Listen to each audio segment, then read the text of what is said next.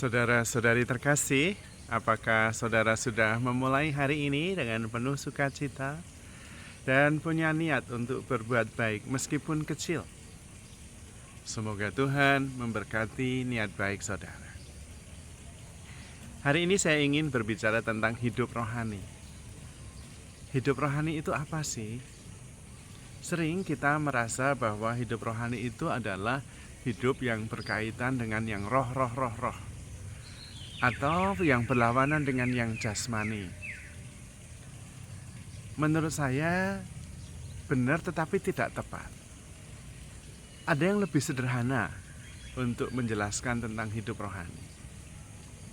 Hidup rohani itu pada dasarnya adalah memandang, melihat peristiwa, orang, dan kenyataan tembus melampaui batasan-batasan indrawi.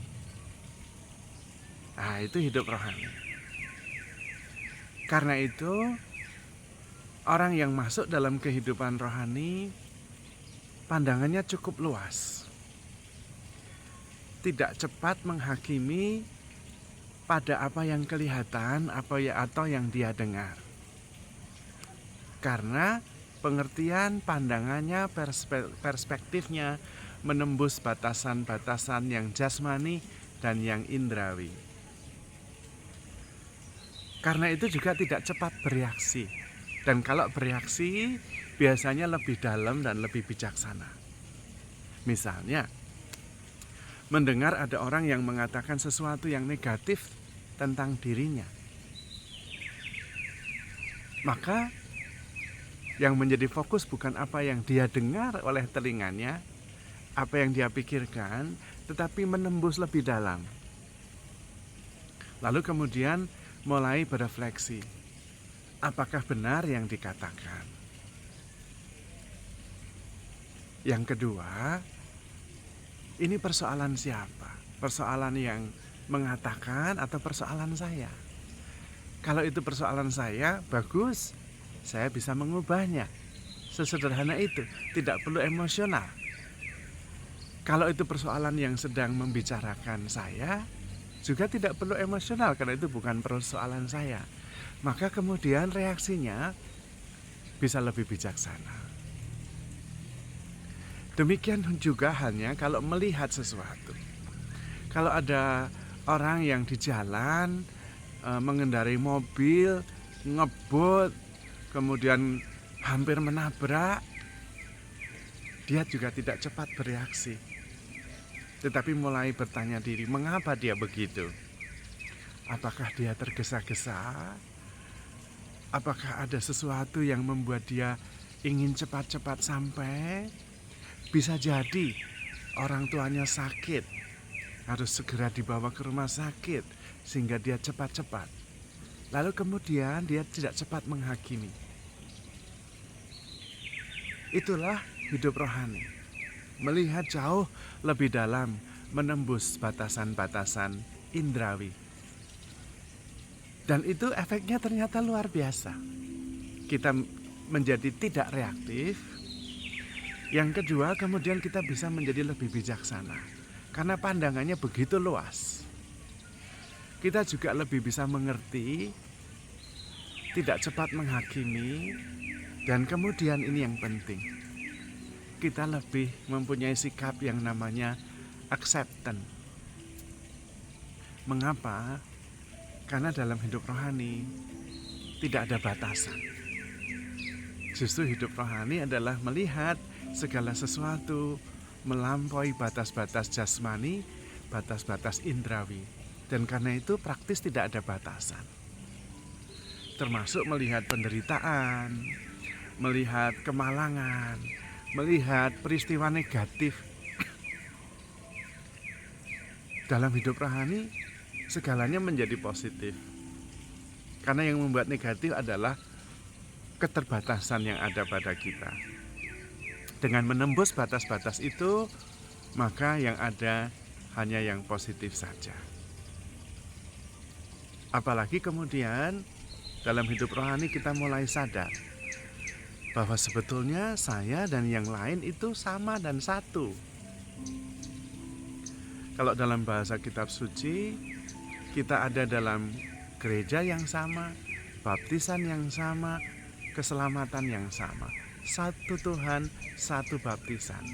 Itu artinya kita satu. Yang fisik, yang individual itu memang membatasi.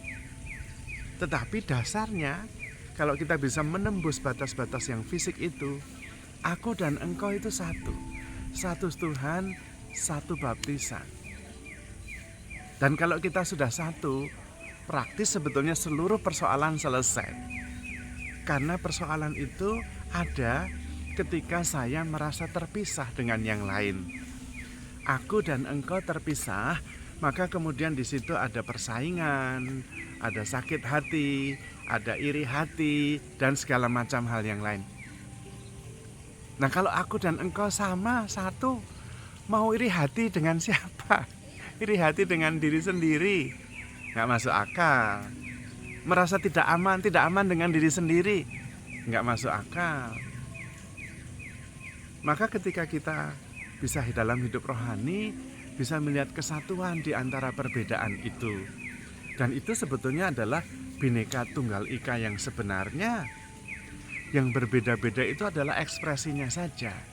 Tetapi kita satu Tuhan, satu baptisan, satu keluarga besar. Bahkan kita adalah roh yang sama. Karena roh itu tidak terbatas. Roh itu tidak diketahui kapan mulai, kapan berhentinya. Kalau badan iya, ini badan saya batasnya sampai di sini nih. Sesudah ini engkau mulai ada di situ. Karena memang membatasi, badan itu membatasi.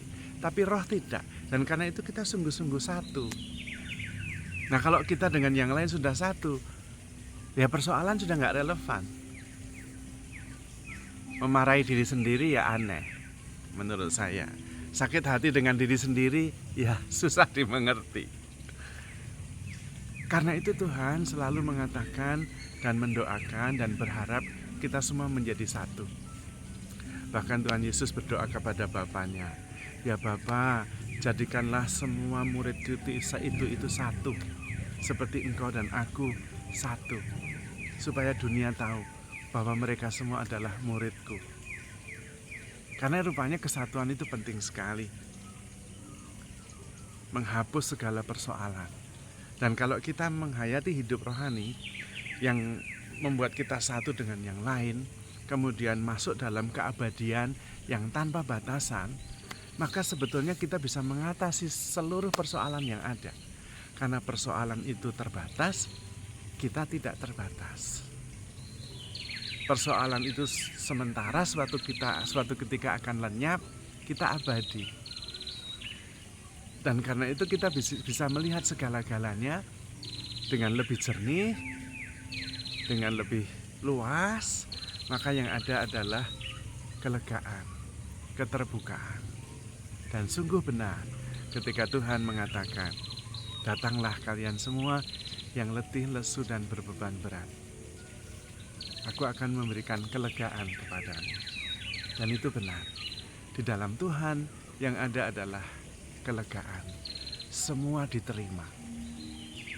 Kita juga kalau hidup di dalam roh, yang ada adalah keterbukaan. Semuanya diterima.